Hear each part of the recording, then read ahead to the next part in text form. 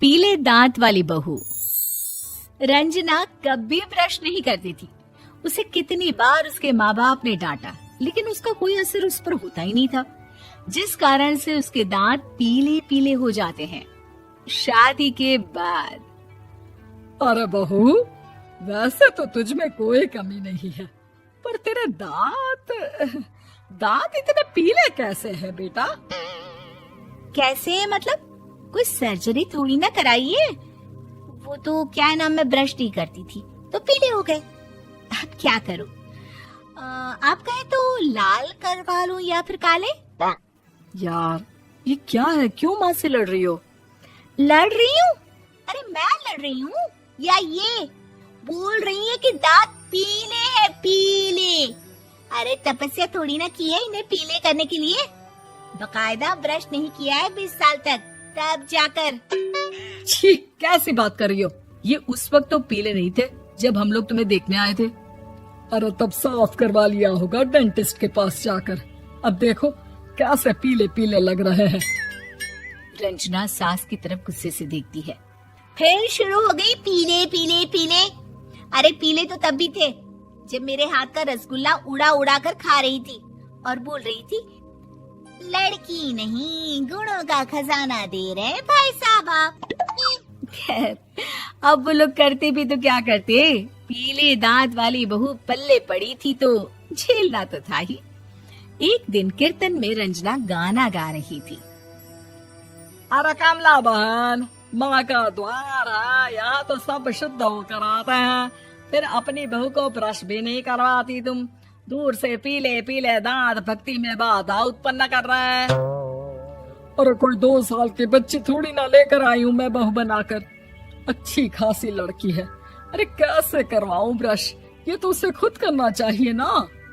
अब माँ बाप तो इसके जैसे तैसे निपटा दिए, ये नहीं सोचा कि सास कैसे संभालेगी। सास बहू को लेकर घर आ जाती है, लेकिन सोच लेती है कि अब इसे लेकर कहीं नहीं जाएगी। अगले रोज बहू कहती है, अरे क्या हो गया, मंदिर नहीं जाना क्या? कीर्तन का वक्त हो रहा है। मेरी मधुर वाणी से कान्हा जी जागते हैं और सोते हैं। आप तो जानती है ना उनकी भक्ति में कितना मन लगता है मेरा। वो क्या है ना, तबीयत ठीक नहीं लग रही है मेरी, आराम करूंगी मैं। तबीयत ठीक नहीं लग रही? अभी तो मिथुन के गाने पर नाच रही थी आप, और अब बोल रही है कि तबीयत ठीक नहीं लग रही। अरे भक्ति में मन लगा लो सासू माँ, ऊपर जाना है, क्या मुंह दिखाओगी आप? हाँ? सास को बहू की बात पर गुस्सा आ जाता है। मैं क्या मुंह दिखाऊंगी, इसकी चिंता तो ना कर, समझी? अपने मुंह की चिंता कर, जो ये पीले पीले दांत लेकर हर जगह पहुंच जाती है। पता है लोग कितना मजाक बनाते हैं। ना जी ना, मैं नहीं जाना कहीं तेरे साथ। तो ये बात है, कोई ना, मत जाओ, मैं अपने कमरे में ही बैठकर भक्ति कर लूंगी। ऊपर वाला दांत थोड़ी ना देखता है, मन देखता है, भावना देखता है। और अरे बस बस, तू सब कुछ दिखा, बस ये सफेद चमकदार दांत ना दिखाना किसी को, है? जा यहाँ से। बहू को सास की बात का कोई फर्क नहीं पड़ता, वो तो जैसी थी वैसी ही रह जाती है। सुबह नहाकर किचन में खाना बनाना, फिर खाना खाना, कीर्तन भजन करना और सो जाना। एक दिन, माँ जी मैं सहेली के घर जा रही हूँ, शाम को लेट आऊंगी। हाँ हाँ तो जाना, मैंने कौन सा तेरी आरती करनी है घर पर बैठकर। रंजना सहेली के घर जाती है, जहाँ वो पार्टी में जाने की तैयारी कर रही होती है। अरे शिखा, कहाँ जाने की तैयारी कर रही है? मैं गलत वक्त पर आ गई क्या? अरे नहीं यार, उल्टा सही वक्त पर आ गया। मैंने ये साड़ी और ज्वेलरी निकाली है यार, शाम को इनके ऑफिस की एक पार्टी में जाना है। बताना कैसा लग रहा है ये सब? नहीं यार, इस ड्रेस के साथ तो वो वाली ज्वेलरी अच्छी लगेगी। हाँ हाँ सही बोल रही है, मैंने ध्यान ही नहीं दिया। वैसे तो हमेशा से मस्त फैशन सेंस रखती है। तो बड़ा जाती होगी ना पति के साथ पार्टी में। रंजना कुछ नहीं बोलती, बस सोचती है कि यार काश ये बात सही हो जाती, पर मैं क्यों नहीं जाती पार्टी में? क्या इन लोगों की कोई पार्टी होती नहीं होगी? रंजना घर आती है और रात में पति से सवाल करती है, एक बात बताइए, आप मुझे किसी पार्टी में क्यों नहीं ले जाते? क्या आपकी यहाँ ऑफिस में पार्टी नहीं होती?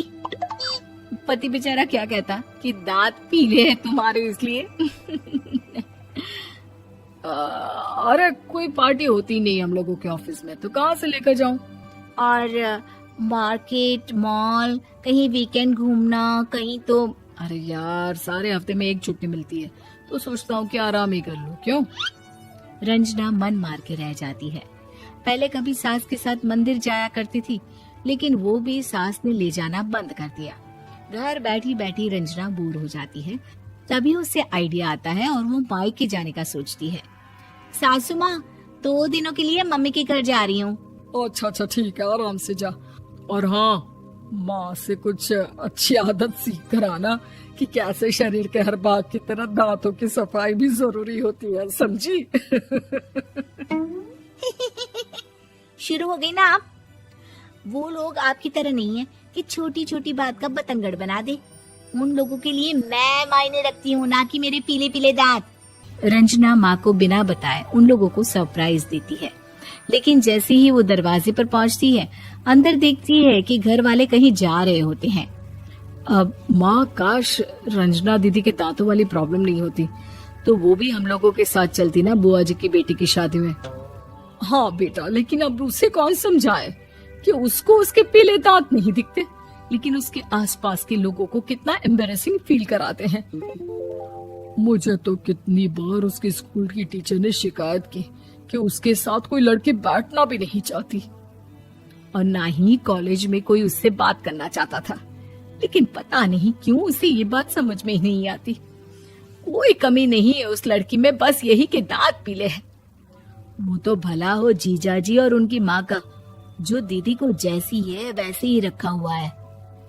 रंजना को अपने घर वालों की बात सुनकर बहुत दुख होता है। वो सोचती है कि वो क्या करे, लेकिन फिर वो सीधा डेंटिस्ट के पास जाती है, अपने दांत चमकाती है और कसम खाती है कि वो रोज ब्रश करेगी। अरे क्या हो गया? तुम तो 2 दिनों के लिए गई थी ना, पर कोई ना, अच्छा है, चलो आ गई तो। रंजना सास के सामने आकर खड़ी हो जाती है और पूरी स्माइल करती है, उसके चमकदार दांतों को दिखाती हुई। हैं? चले मंदिर। माँ, मुझे माफ कर दीजिए, मैंने आप लोगों को बहुत एम्बैरेसिंग फील करवाया। मैं आज से रोज ब्रश करूंगी।